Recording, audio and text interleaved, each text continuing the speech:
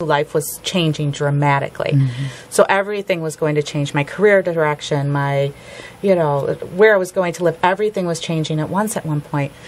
And I couldn't have sat down. We've talked about doing vision boards before, which I've started mine for the first time. I always talked about doing it, and I had started mine a couple months back.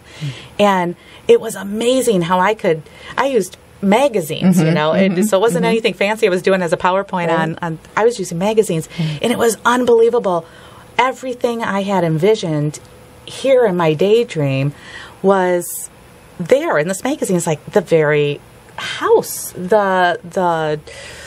yeah, that's a great point. The car that I someday want. I mean, I know those are material things. Those aren't my end goals, so to speak. But it's a representation of where I go. These are all but just byproducts of it. It's not about what I do. But I couldn't have defined that for years ago. I couldn't have had those same visions about those things at that time. I had to experience some sort of daydreaming or some sort of process in order to be able to come up with what do I really want. Some people have the advantage of knowing because they've been thinking about it for a long time, but life changed that dramatically for me. And when somebody would say to me, well, what do you want? I have no idea. Right. I just know it's something. It's something. It's the feeling. It's the experience. Well, now these are all byproducts of the experience. So it's important. I mean, there are some people that are going to go into this without knowing that.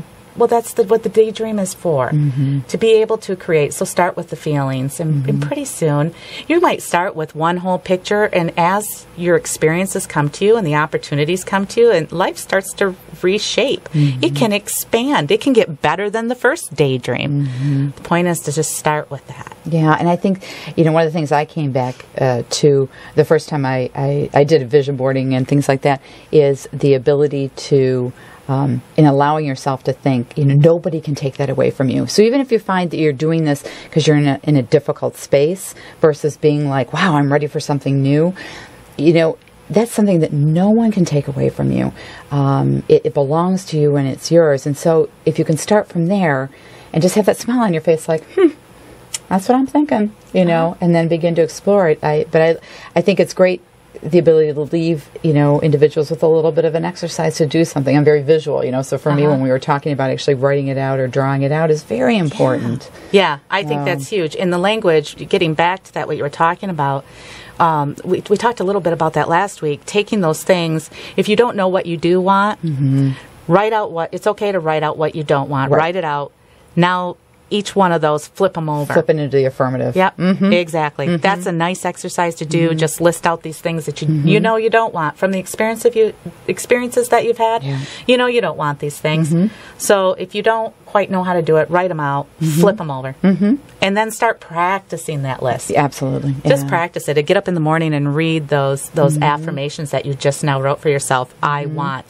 Pretty soon that becomes to a whole different exercise of I am. Yes. You know, I will, then to I am, or, you know. But the point is to do that until you believe it, and it becomes second nature to practice that. Because I remember at the point, I remember thinking it when I was having conversation one day that I could not allow myself to say the negative thing that I would have said. I stopped myself dead when I started a sentence. And it was so uncomfortable to even say that, to even say something in the negative. It takes practice to do that. It takes retraining, rewiring, getting rid of those old habits, because that's really what it is. We've all formed these poor communication habits and communication with ourselves. So to practice that positive affirmation with it. Daydream. Yes. And then do the passion test, you know, if there weren't any obstacles, none at all. What would it look like? What would it look like? What would it feel like? Feelings, to me, the feeling is the most important. The feeling along with that picture. Yeah, it's very, very powerful. I think, and I'll just throw myself out as an example. The first time that I went through like a formal passion exercise, if you will, is the things that kept coming back is what I knew is that I did not want to experience debilitating chronic illness. I did not want to live the next 50 years of my life that way. But really what the end result was is I wanted and desired affordable access to health care. Well, part of that is of my own and part of that's the environment, but that's really what I really wanted to be able to see. Now, part of that influences on the way I exercise, which I'm not real good at. It's being able to, okay, I need to pursue these things that are in my control. And the other thing is, we talked about finances and material things, but, I think we're always looking to be able to be comfortable. We always want whatever our definition of comfortable is. But, mine was I want the ability to be able to visit my children if they decide to live their lives out in different areas. And so, okay, that is finances, but the end result is I want to be able to experience an ongoing family close relationship. So it's kind of getting above the tactics a little bit. And like you said, it's how does it feel? What does it look like? And just letting it go with that. Because I think if you don't know, you're going to see some patterns. And that's what, you taught me is you begin to see patterns. And that helps you with defining it a little more.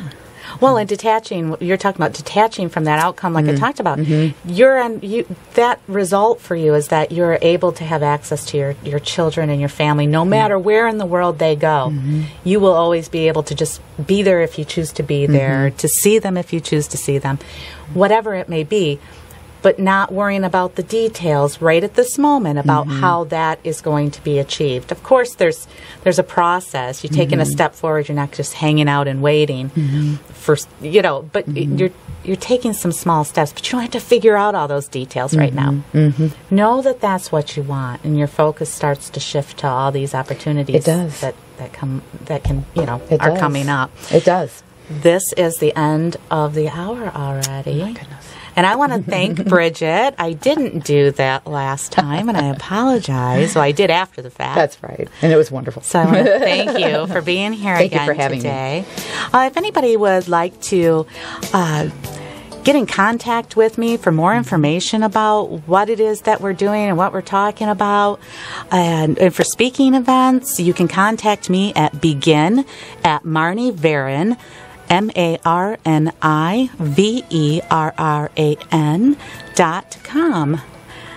So again, that's begin@marniveran.com. Thank you, everybody, for joining us today. This was a great conversation. It was. And everybody go do your homework. So that's right. We'll talk to you next week. This is News Talk 1090 WKVZ, Talk of Muskegon, Authentically Speaking with Marni.